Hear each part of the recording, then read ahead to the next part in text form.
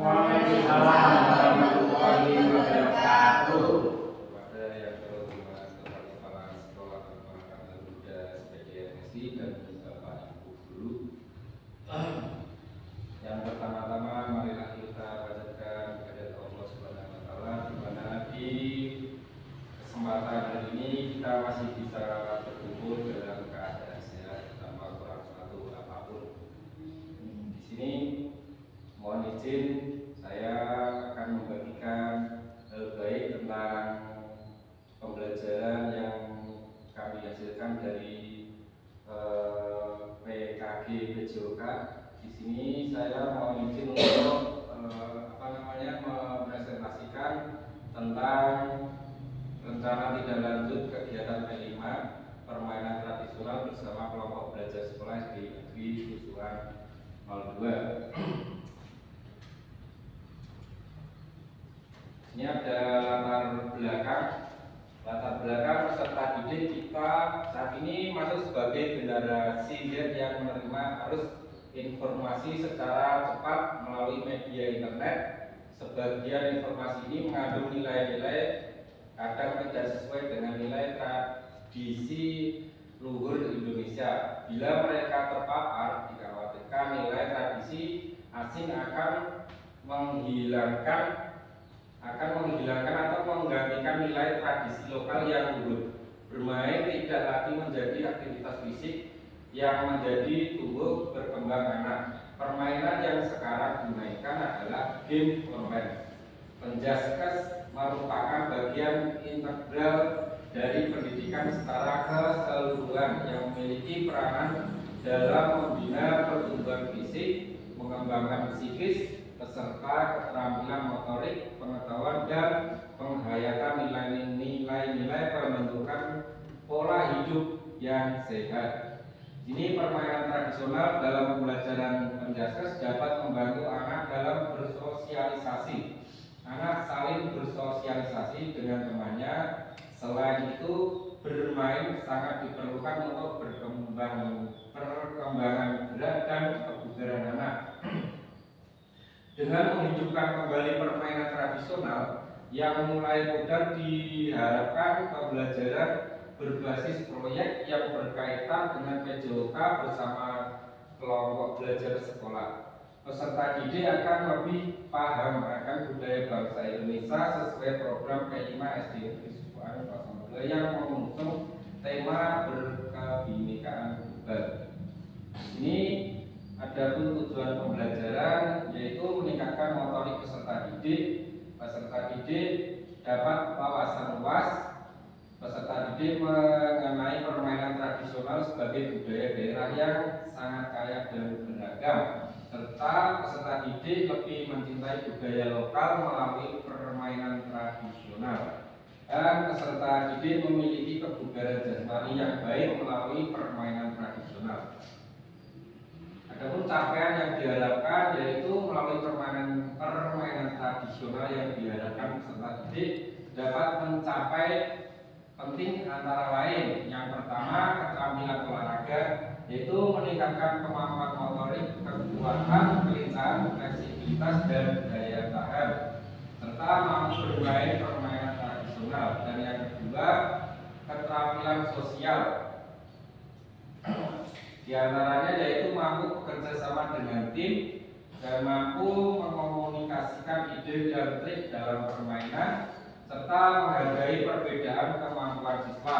Yang ketiga, keterampilan kognitif, diantaranya mampu menganalisis dan memecahkan masalah dalam bermain dan mengevaluasi kinerja diri dan tim, dan mampu bermain dengan cermat dan cerdas. Dan yang selanjutnya, karakter, itu ada menumbuhkan rasa keberanian dan percaya diri dan menanamkan nilai-nilai Pancasila. Dan langkah-langkah pembelajarannya, yang pertama ada perencanaan. Di sini menentukan jenis permainan tradisional yang akan dipelajari dan membuat jadwal kegiatan, menyiapkan peralatan yang dibutuhkan. Dan yang kedua, pelaksanaan peserta didik dibagi menjadi beberapa kelompok sesuai minat masing-masing. masing-masing. Dan yang selanjutnya menentukan peran dan tanggung jawab masing-masing anggota kelompok, serta selanjutnya melakukan praktek permainan tradisional yang sudah dipilih. Dan yang ketiga, refleksi, mengajak peserta untuk saling membantu dan mendukung satu sama lain. Dan ada pun yang selanjutnya memberikan umpan balik yang konstruktif kepada setiap anggota tim. Ini ada masih langkah pembelajaran yang keempat, evaluasi, melakukan permainan penampilan setiap tim berdasarkan kriteria yang telah ditentukan. Selanjutnya mengumpulkan umpan balik dari peserta didik dan pendamping dan melakukan refleksi bersama untuk memperbaiki kinerja di masa mendatang. Yang kelima yaitu penutup, mengadakan upacara penutupan untuk memberikan penghargaan kepada tim yang berprestasi. Selanjutnya melakukan evaluasi akhir terhadap keseluruhan program. Di sini ada struktur program dan mitra dalam komunitas belajar. Yang pertama yaitu P5, pendidikan tematika, dan yang selanjutnya peserta didik yang terlibat adalah peserta didik kelas 1 sampai kelas 6, dan akan waktu kegiatan dilaksanakan di akhir semester 1 pada tanggal 2 sampai 7 Desember 2024. Dan yang menjadi penanggung jawab kegiatan adalah kepala sekolah. Yang kegiatan belajar yang menjadi lokomotif adalah guru mapel PJOK. Dan mitra dengan kelompok belajar sekolah adalah guru kelas yang berkompeten yang akan berperan dalam pengarahan atau terkait publikasi kegiatan. Selanjutnya mitra dengan wali kelas sebagai koordinator dengan masing-masing kelas, kepanitiaan, peserta dan pihak lainnya yang terlibat. Ini sumber daya yang dapat digunakan. Yang pertama aset manusia, yaitu kepala sekolah, guru dan tenaga kependidikan berjumlah 10 orang serta peserta didik. Yang kedua aset fisik, itu halaman sekolah, dan selanjutnya untuk saprasnya bisa peralatan egrang, ketiak, buka sodor dan rambu alu. Yang ketiga aset finansial, yaitu dana bos dan dana komite. Yang keempat aset sosial, komite sekolah, orang tua, peserta didik dan alumni. Ini refleksi rencana evaluasi dalam mengimplementasikan pembelajaran P5 permainan tradisional ini. Masing-masing tahapan harus dievaluasi, yaitu evaluasi dan refleksi permainan tradisional. Dalam pembelajaran PJOK berikut hal yang perlu dievaluasi. Yang pertama, tujuan pembelajaran dengan meninjau ketercapaian tujuan pembelajaran dalam permainan tradisional. Yang kedua, umpan balik dari murid. Yang ketiga, refleksi terhadap perencanaan, pelaksanaan dan pengelolaan kegiatan. Yang keempat, evaluasi kinerja tim dan melakukan kolaborasi dalam berbagai permainan tradisional. Yang kelima, evaluasi manajemen kelas mengenai keaktifan peserta didik dalam permainan tradisional. Sini ada kemungkinan tantangan. Yang pertama, pengelolaan waktu dapat mempengaruhi penyelenggaraan kegiatan. Kedua, faktor alam atau cuaca. Yang ketiga, kesulitan dalam manajemen tim. Dan yang keempat, motivasi siswa. Ya, selanjutnya untuk solusi yang pertama, penjadwalan yang efisien dilaksanakan dari pagi hari. Yang ketiga, komunikasi terbuka dan segera menangani konflik. Yang keempat, memberi motivasi ke peserta didik. Cukup sekian dari yang saya presentasikan. Mungkin ada Bapak Ibu yang mau memberi masukan atau yang mau bertanya.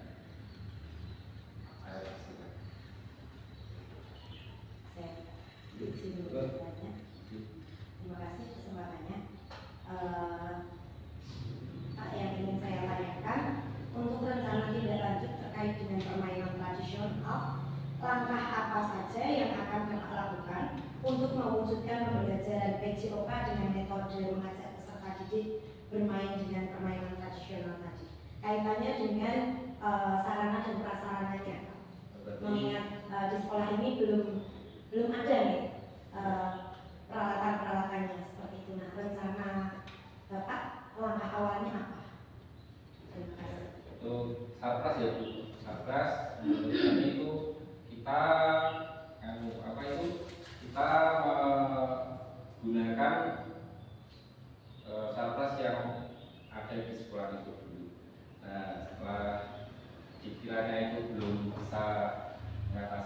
bisa mencari solusi lain untuk mengadakan sarpras tersebut.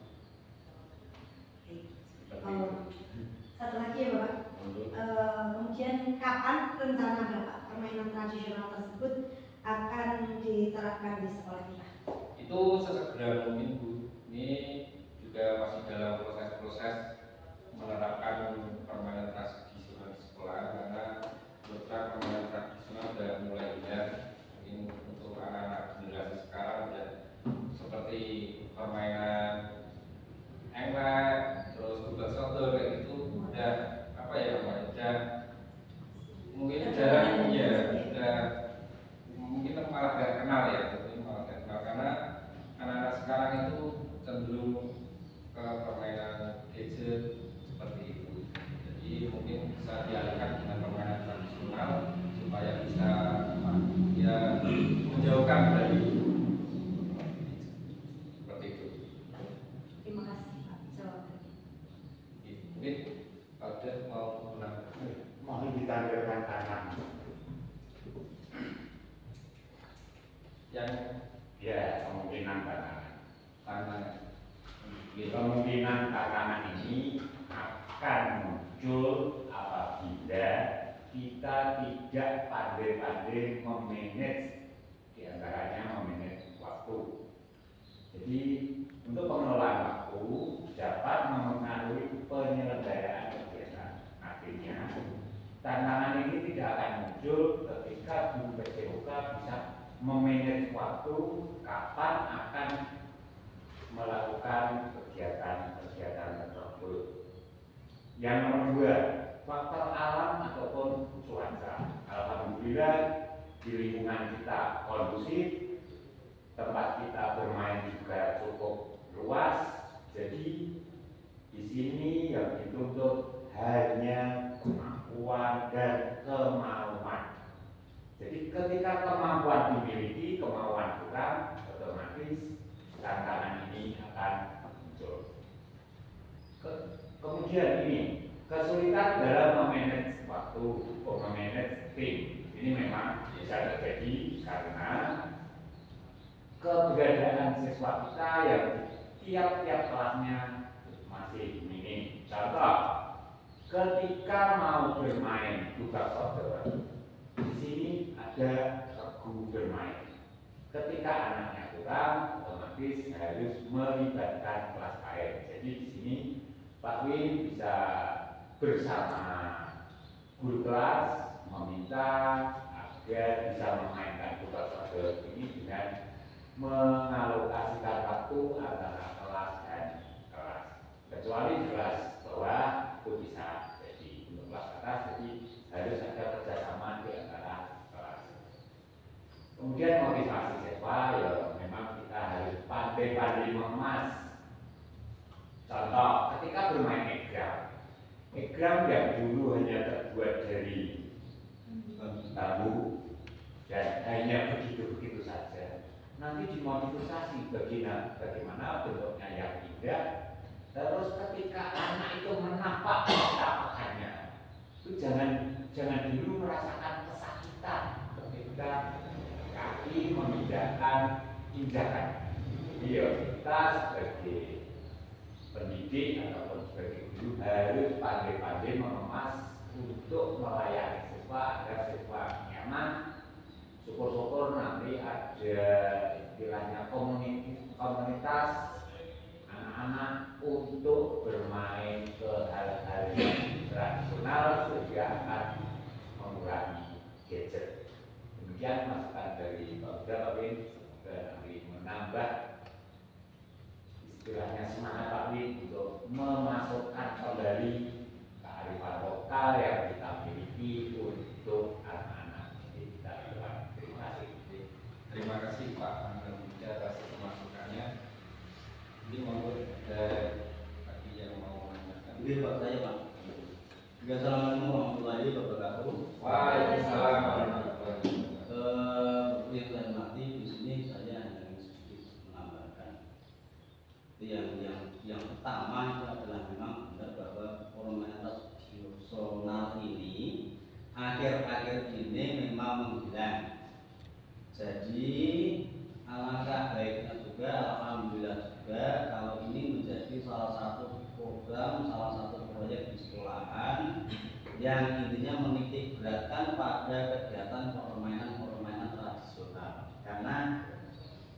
yang pertama yang jelas kita itu untuk saat ini itu dalam dunia itu dunia gadget. Jadi siapa anak yang tidak mengenal handphone, permainan handphone itu tidak ada. Makanya ini merupakan salah satu solusi baik di sekolahan, syukur-syukur nanti bisa bekerja sama dengan kampung dari masing-masing anak, bagaimana kita keluar dari kebiasaan-kebiasaan permainan di handphone sehingga anak-anak itu tetap bermain handphone tetapi sewajarnya saja.